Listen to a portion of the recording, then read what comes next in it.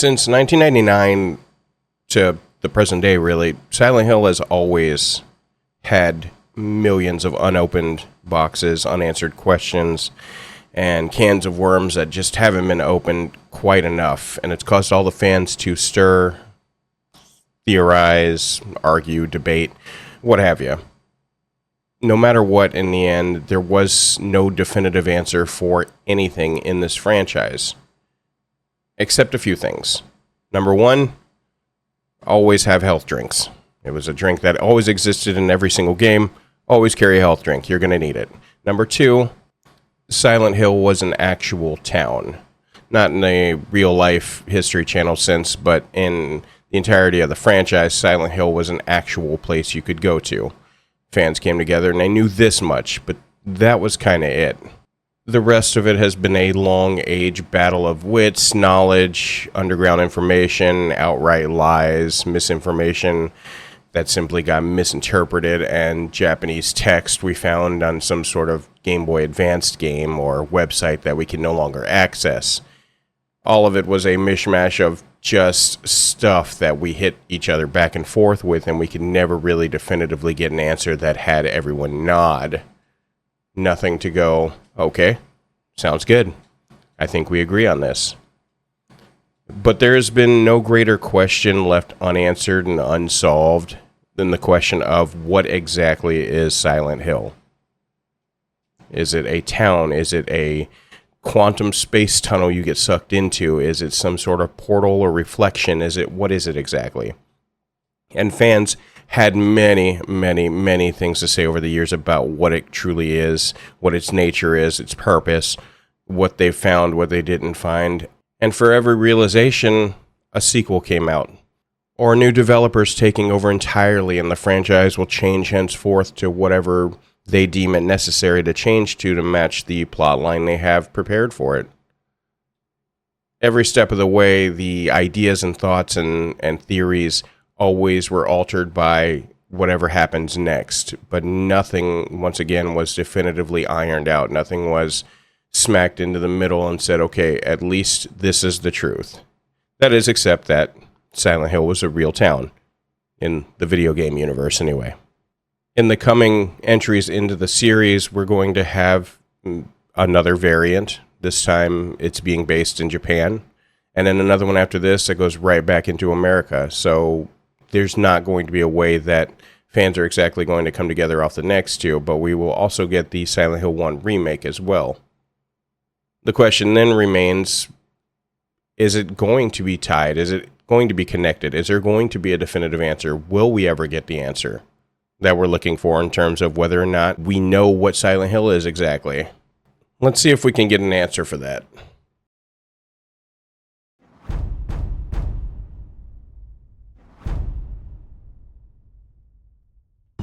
Some stick with the tried and true method of Silent Hill being a plagued land, a native area that was possessed and cursed by a number of different things, people using spiritual methods and means to connect with the forces on the other side in Silent Hill in order to make Silent Hill come to life and kind of do their bidding. Now, some were affected by this just being in the area, and some were a catalyst point, like Alessa, for instance, that would then, in turn, amplify power based on being in this sort of holy and tainted ground. Silent Hill, for the longest time, was just that. It was a Pet Cemetery-like playground where bad things happened because this area had the juju in the earth, essentially. And not a single game after the fact had run and operated on this feature, but Part 1 and Part 3 did. After that, it was anyone's game, but it started off almost Stephen King-like, and it made things simpler in a sense that as long as you were here, bad things happened. Now, you could have very well, and any of the Silent Hill teams and subsequent developers after the fact, could have very well used this premise and ran it into the ground, for lack of a better term.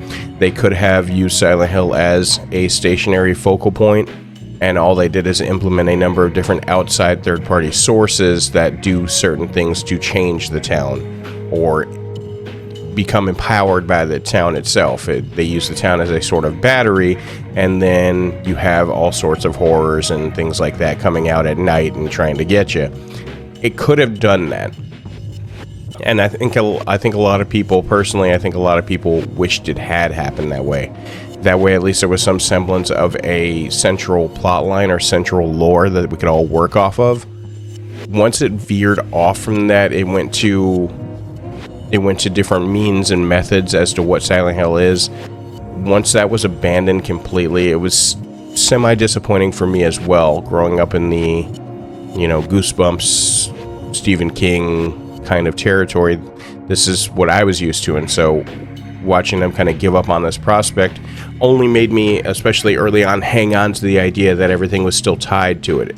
No matter what, even if Silent Hill 2 came out, 3, The Room, anything like that, I still wanted it to be a feature of these people came into a town and the town was already inhabited by the spirits of the whatever tribe, or was already tainted by the curse of the whatever people, or whatever, may happen. But this plot line and this idea and this central string allowed for a good cult plot line as well. And I think in a lot of ways the other Silent Hills could not hang on to the cult plot line as long as their Silent Hill was not corrupted or tainted. There was no curse. The cult plot line kind of fell on deaf ears, and it's a shame. It's a shame, really. I would have liked to have seen more out of this, but this is just one stepping stone on the road to figuring out what Silent Hill was. And a lot of people, despite all things, and despite no matter how many Silent Hills came out, they hung on to this one the most because it was the most grounded. It was the most structurally sound version of Silent Hill people could think of. It was something that people could literally say, okay, no matter what happens, this place is messed up. If you go to this place because it is cursed, or because it is hallowed ground, or because it is, carrying an old tribe secret, or whatever the case may be, all these bad things will subsequently happen after.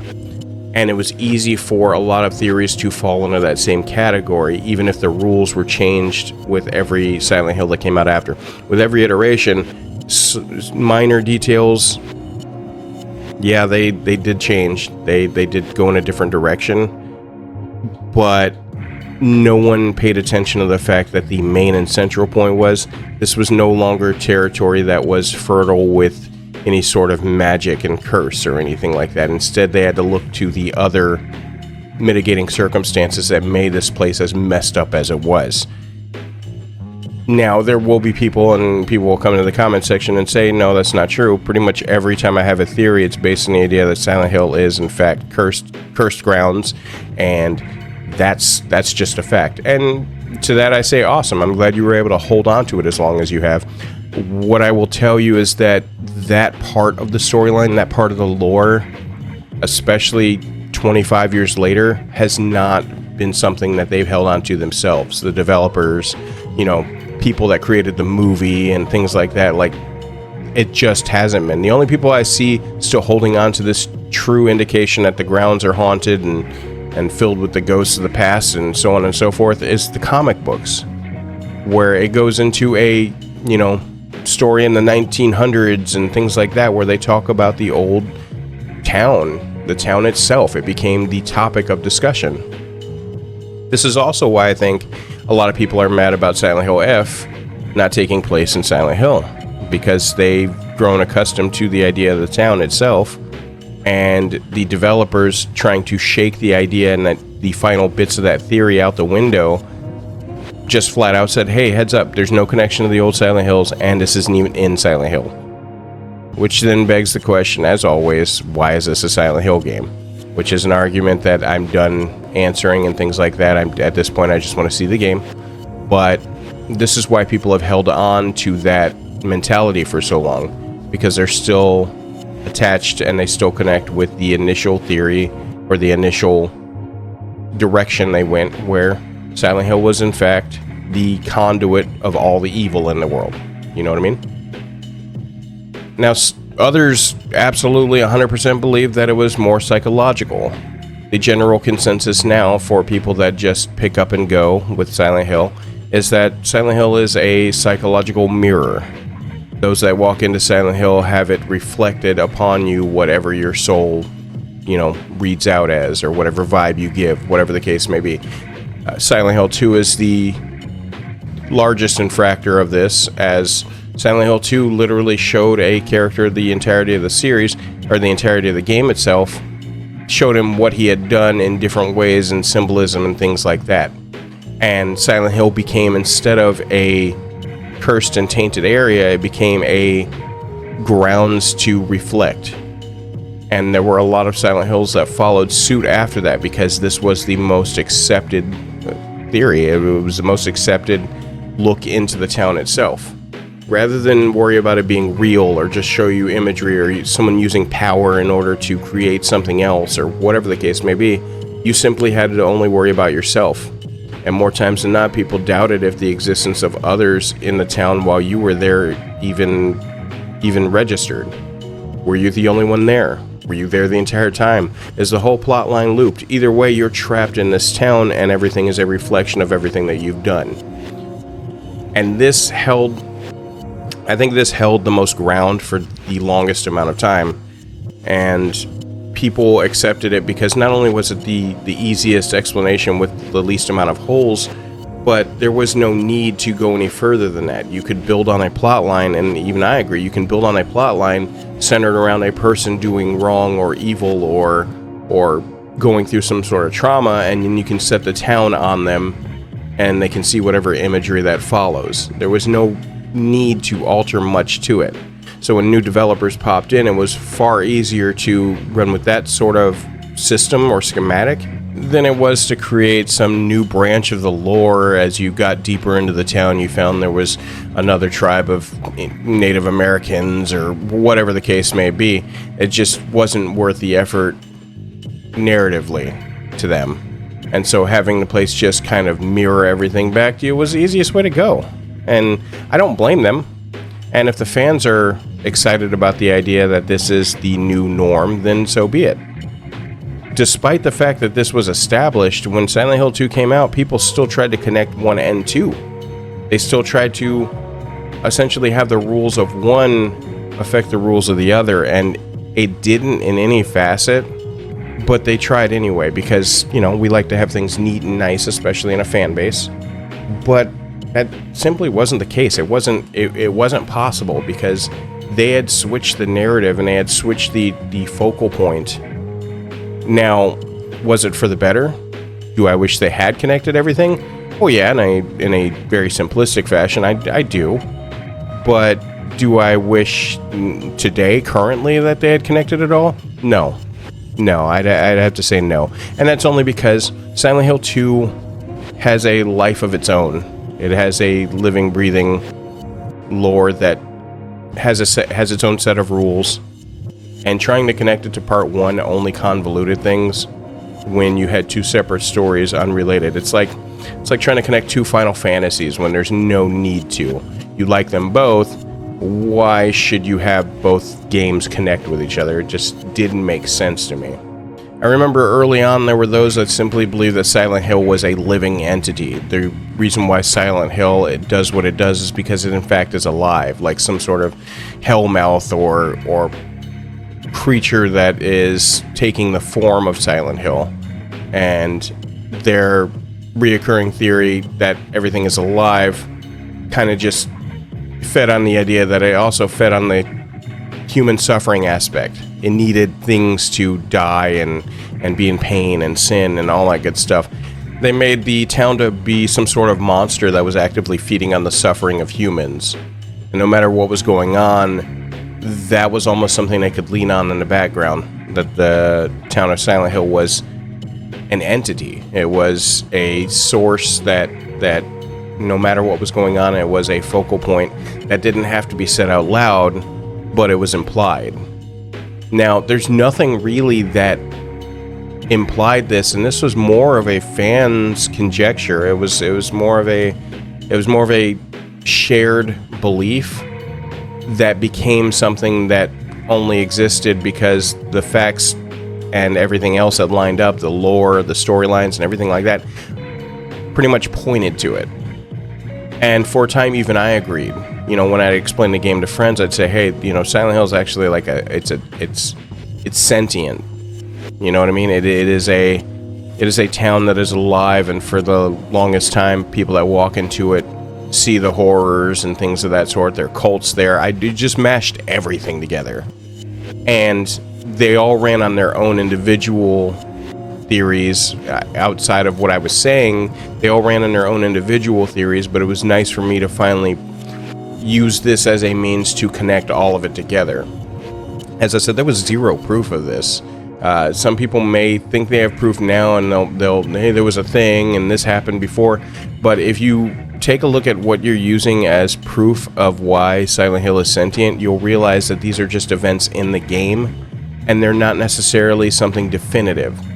You know, Silent Hill is sentient because this thing happened to Bill, and this thing happened to Mary, and this thing happened to, you know, you're not proving anything. You're just saying, this is why I think my theory works, because this happened to this character. And that's great, don't get me wrong, and even if you want to hang on to that, maybe it is truly alive in some respect, but the principles of it being alive, as well as it being a place of punishment, as well as it being a hallowed ground for, you know, tribes and things like that, like it can't all exist at the same time, no matter how much we want it to. You know, this is at least what I said to myself, you know, over the last 5 years. But maybe the lack of one core rule in a new iteration of Silent Hill doesn't necessarily mean it's omitting that rule altogether. You know, the fact that this is all psychological, the town is real, the other world is a reflection, the town seems to want to punish, things like that. All these things happen all together, and perhaps that's the biggest bit of consistency with the Silent Hill franchise. People are looking for simpler things, like they want you to play Downpour and you run into James. You know, they want Pyramid Head not to show up in every single Silent Hill, but they want a connection that's grounded in some sort of physical reality so that they can go, hey, look, this is a continuation of this plotline. Maybe it's not the fact that the characters themselves don't show up and make cameo appearances, or maybe it's the fact that you haven't found a document that explains that in Silent Hill 2 this happened, even though you're playing Silent Hill Ascension. Maybe it is the fact that the rules and the world shifts just like what the characters see. So if the rules are in Silent Hill 2 that this is nothing more than a mirror reflection of what James had done, maybe just for that time and that time only, because James had walked into town, it affected him in that way. Maybe walking into Silent Hill because it's cursed and hallowed ground, or because a cult was there, maybe it became a mishmash of different effects depending on the person walking through the door. Maybe in the end, because Silent Hill has an effect, it's not exactly Silent Hill, but you're using Silent Hill as a title. You're using the town, but it's actually some entity or force behind it that's being driven to essentially get activated when a new person walks into town. That's why when Silent Hill 4 comes along, the power stretches beyond the confines of the town itself. When you're playing Homecoming, it has nothing to do with Silent Hill. When you're playing Downpour, you're back in Silent Hill and a few other things. Like, it just jumps around, because Silent Hill is no longer the town, but Silent Hill is almost the manifestation or magical practices that come with it. You know what I mean? There was a time when it was just, there's a town of Silent Hill and it's really fucked up, and that was it. That was all you needed to know. And when you walked in, you were like, you're right, this is really fucked up. Look at that dog over there, look at that guy with a knife, or whatever the case may be. But merging all of the ideas together isn't exactly merging all the ideas together. It's almost like watching a TV station's list of channels. Every person loves this TV station, so they tune into their set of channels or their set of cable networks, and they can see whatever episode they want to see when they start watching the TV. And maybe you're doing that with Silent Hill. Maybe you are no longer binded by a plotline or story. You're no longer binded by, events and timelines. You're not trying to go in 1970 this happened, but in 1980 this happened. Instead, you're saying, okay, what do we get every time we venture into this power? You know, what does this power mean? What does this power do to you? What does this power do to her, him, you know, that sort of thing. And I think looking at it through the lens of a force changes how you perceive Silent Hill as a whole.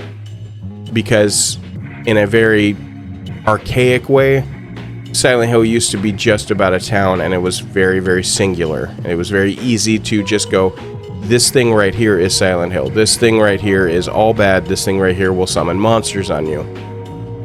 But what if you're not doing that anymore? What if you're saying, this thing is influenced by Silent Hill. This thing is tainted by Silent Hill. Now, if you go through a crazy, crazy transformation of this idea and mentality, you pull something like Ascension, where it becomes a virus and it becomes something that spreads across. But that takes away from the fact that there's a central power source. It takes away from the fact that there's a general nucleus of what's going on, and turns it into just it may as well be a killer gas that everybody inhales, or a spore in the air. It becomes a survival horror game like The Last of Us, where you're trying to dodge Silent Hillisms. And that's not what I'm saying. Like, they've tried that and it obviously failed and we all hated it. But if you use this as a force, you could do a few things with it. And the biggest thing I'm thinking, you know, if I were the guy in charge of making a new Silent Hill, is you make a being with this power, with the official power of Silent Hill. They could be lying dormant underground, you know, in some sort of sarcophagus, just emitting power until one day they wake up. Or it is, in fact, the god is already on the planet, the god that Silent Hill worshipped, the demon that Silent Hill worshipped. It could be any of those things, you know what I mean? But the point is, all of it can be ritualized into a situation where you're no longer worried about what the town is doing. It's not the town. That's never been the issue. It's the power and where it came from. And I, for one, would love to know where that power came from. Now, a lot of people will be like, it came from burial grounds and things like that. And other people, it's, you know, an ancient evil. I think I need, more than anything, in order to draw it all and connect it all, is I need to figure out where the origins of its power came from. And I need something that once you find out what the origins of its power is, when you find out what it can do, you can then go to every subsequent Silent Hill, and that's your connection. That's the best it's going to get. I don't need characters meeting each other and high-fiving and teaming up for a dual combo attack. I need the actual origins of the town, the origins of the power in the town, more importantly. I need that definitive. I need that as a certainty. Because with that, it doesn't matter what happens in any sequel, I can still have that in the back of my head. Now, some people are fine with the way things are, and you know, for the most part, I am too. But I think if there were to be any sort of cleaning up of this franchise, that would be the best place to start. The origins of the power itself. And while we're at it, just put it in something, you know, whether it's a sword or a book or a person. You know what I mean? In the end, make the power definitive, make it undeniable, and then from there, the universe will clean itself up into a situation where you have every person trying to connect being satisfied with whatever they're looking at. Oh, this power is the thing that makes this happen. Okay, I'm good with that. And they nod, and we all move on. Because for the last 25 years, every company, every developer, and everybody else in between, they've just said, you know what? This is a new thing. Fuck it. I don't care. Because they don't want to go through the trouble of connecting, and they know people just want to see their old characters and buddies again and things like that. And they don't need that. You don't need that. I don't need Harry, you know, showing up to do the last hit on a final boss in Silent Hill Townfall. I don't need that. But people don't really understand anything outside of simplistic borders because, you know, they got shit to do. They got lives. So they want everything to be nice and neat. I think that's the only way to make things neat. I don't know. But the mystery of what Silent Hill is will be the one mystery that I don't think we'll ever get an answer to. Because it's easier not to answer that, and it's in the guise of them saying, hey, look, you know, we're writing a story. There has to be some questions unanswered. This has to be a mystery. And in the back of your head, you're like, yeah, okay, yeah, it's good to be left up in the air. However, this is one thing that would actually be a benefit to the universe itself. In my opinion, anyway. What do you think? Do you think it should be left in the air? Do you think everything should be just at the mercy of maybe, just maybe? Or do you think a little bit of cleanliness in the lore itself could do some favors to a few of the fans?